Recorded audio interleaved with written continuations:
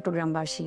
আগামী 4 জানুয়ারি থেকে শুরু হতে যাচ্ছে চট্টগ্রামের এই ডিসি পার্কে মাসব্যাপী ফুল উৎসব। 136 প্রজাতির প্রায় লক্ষাধিক ফুল নিয়ে সাজিয়েছি আমরা আমাদের এই ফুল উৎসব। থাকবে মাসব্যাপী গ্রামীণ মেলা, ভাসমান ফুল বাগান এবং মাটি কালচারাল ফেস্ট।